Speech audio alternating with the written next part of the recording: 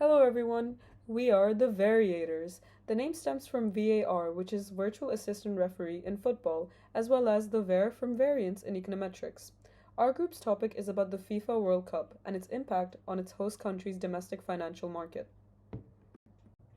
As we can see in the roadmap here, our project unfolds in 6 stages, starting with an overview, research question, and our motivation along with literature review, which gives us an insight into the early stages of development for our project. This is then followed by data description and by econometric models such as the panel AR1 model, cumulative abnormal returns, GARCH, and eGARCH, along with the Monte Carlo model. We then have a data analysis, and finally we end off with our summary and key findings. The structure that we use greatly guided our empirical inquiry. Our central research question asks, how does the host country's economy, specifically its equity market, respond to large-scale exogenous events such as the FIFA World Cup? We focus on short-term market reactions, measuring not only the direction of price movement but also how risk and persistence evolve during the tournament. Because the World Cup is fixed and exogenous, it provides a clean and natural experiment for us to test on for causality, allowing us to observe genuine event-driven changes rather than random fluctuations. To capture these effects comprehensively, we rely on 3 econometric layers: an AR1 panel model to study how daily returns behave and persist across host nations, a GARCH and eGARCH model to measure volatility and detect any asymmetry between good and bad news shocks, cumulative abnormal returns to quantify the short-term price impact around key match dates. This combination allows us to examine return, volatility, and risk within a single integrated framework. Turning to the literature, we find that mega sporting events tend to generate short-term abnormal returns, often linked to investor sentiment rather than fundamentals.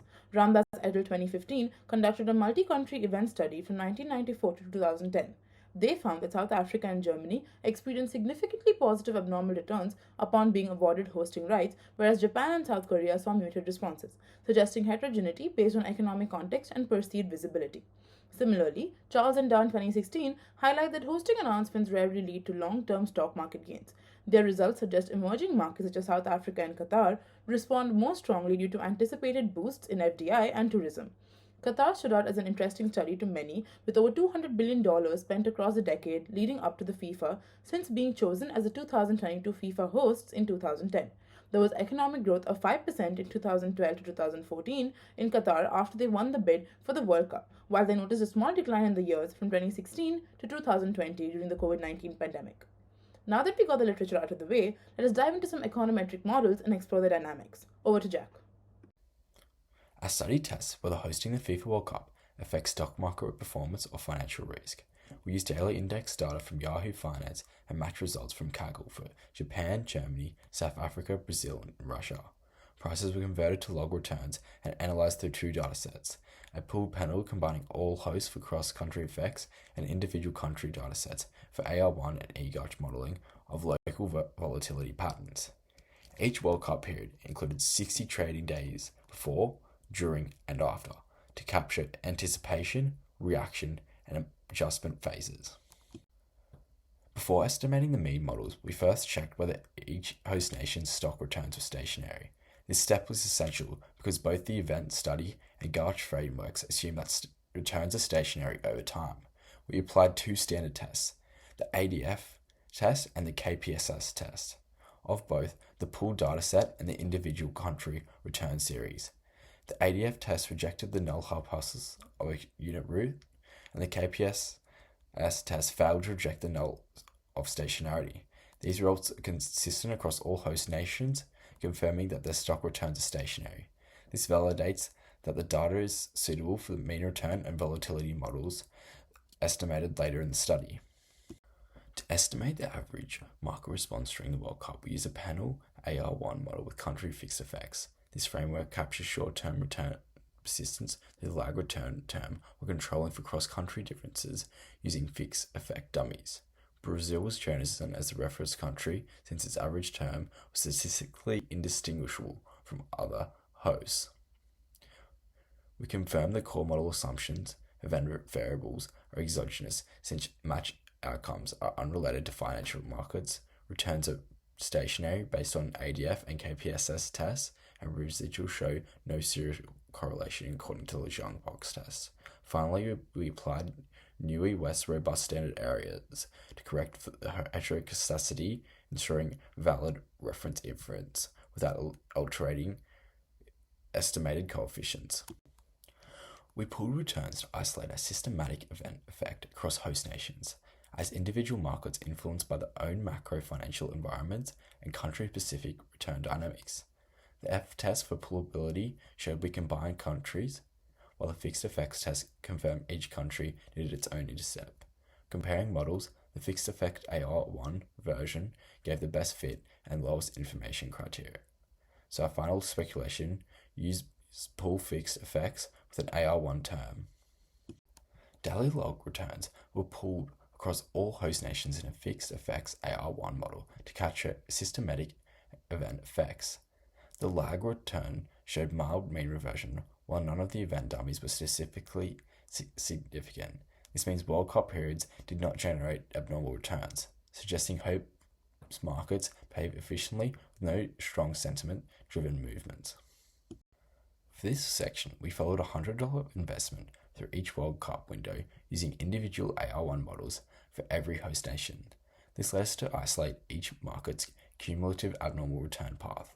The results showed no consistent gains or losses across tournaments, meaning World Cup hosting didn't systematically boost equity performance and markets largely reflected their own domestic conditions.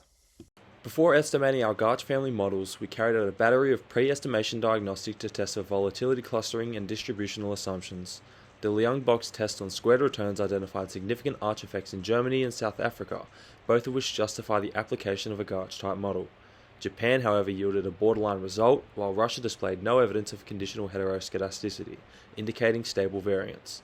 Turning to the arch element results, arch effects were statistically significant in Germany, Japan, and South Africa, reinforcing the previous inference.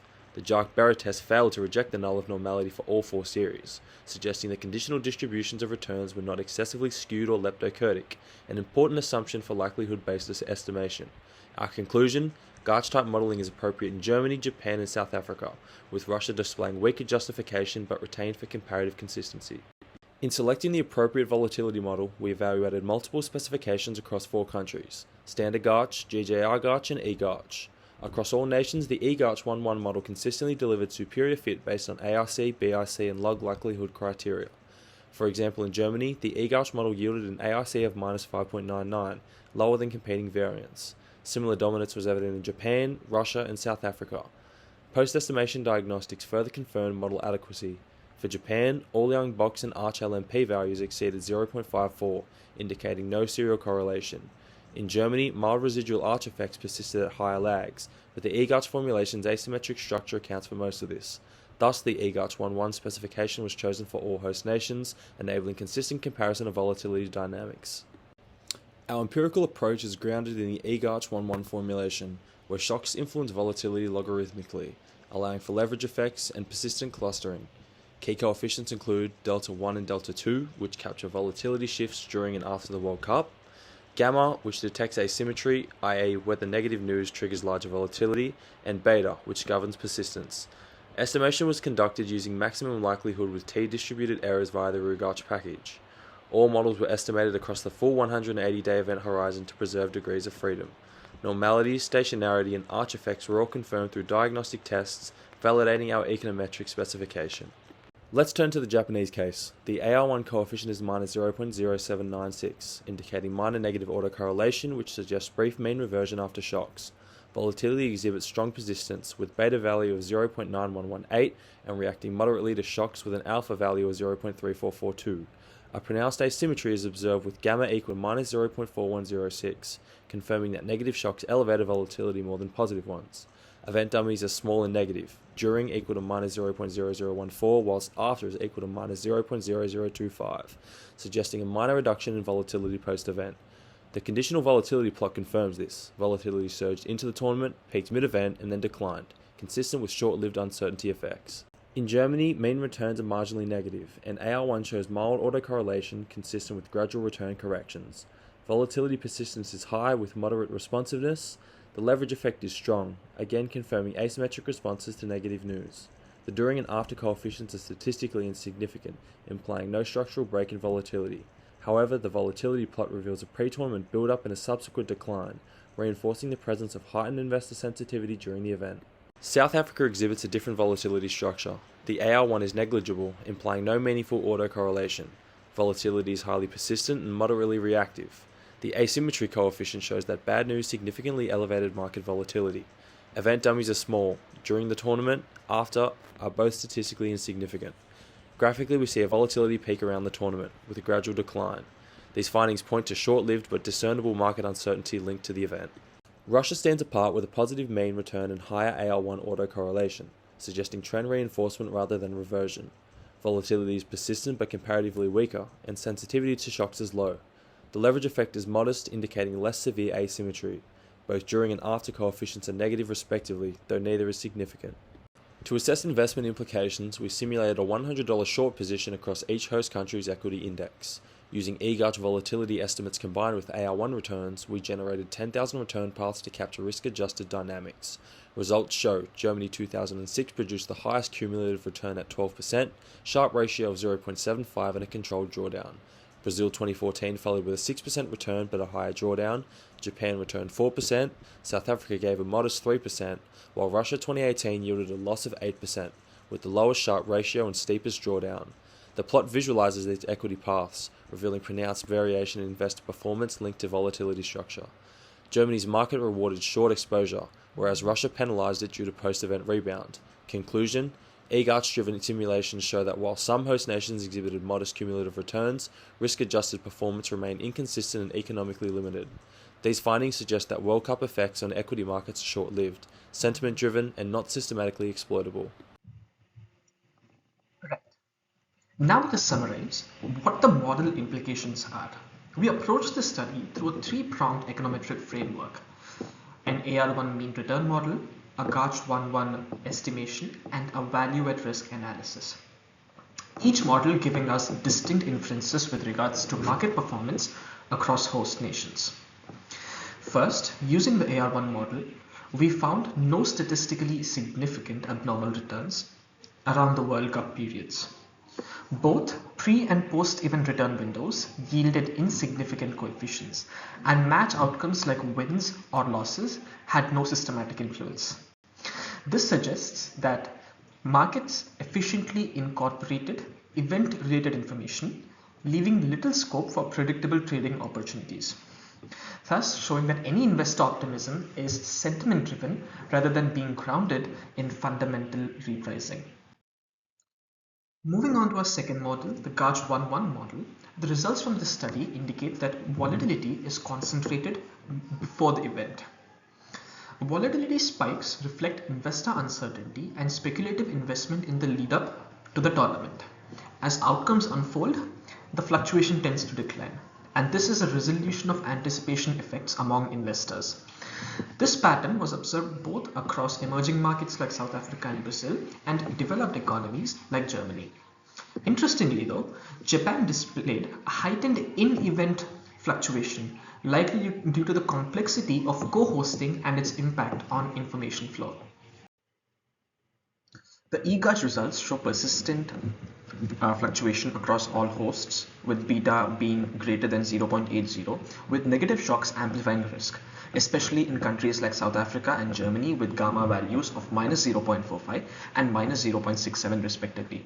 Japan's elevated asymmetry with gamma is equal to minus 0.14 reflects intense in-event reactions, while Russia shows milder leverage but high persistence. Overall, market risk builds pre-event and fades gradually, not systematically. Moving on to our fourth model, through simulation analysis, or Monte Carlo simulation in our case, we tested an investment scenario of a $100 investment held over the tournament period, and it has generated modest cumulative returns. Namely, it has generated approximately 12% in Brazil, yielded approximately 6% in Germany, and 3% in South Africa. However, the Sharpe ratios in all these trading periods remained below 1, meaning that these gains were not risk-adjusted improvements. Russia, on the contrary, posted negative returns. These results imply that even if the returns are positive, they are neither robust nor persistent and do not justify the systematic risk exposure to the investors. Now, from a rational investor's standpoint, what does all this study imply? Essentially, the optimal strategy for a rational investor is restraint and not speculation. The World Cup, while being globally captivating, does not offer consistent excess returns or manageable risk premiums. A rational investor would maintain a diversified, volatility-aware portfolio, monitoring sentiment, but refraining from taking such tactical bets on their investments. Because markets exhibit only temporary dislocations, not structural inefficiencies to capitalize on. Hence, we conclude that hosting the FIFA World Cup does not generate statistically significant abnormal returns or persistent financial risk escalation. The market's reaction is short-lived, sentiment-bound, and efficiently arbitraged away. From a behavioral finance lens, any exuberance is transient and ultimately insufficient to override rational pricing mechanisms to profit on top of.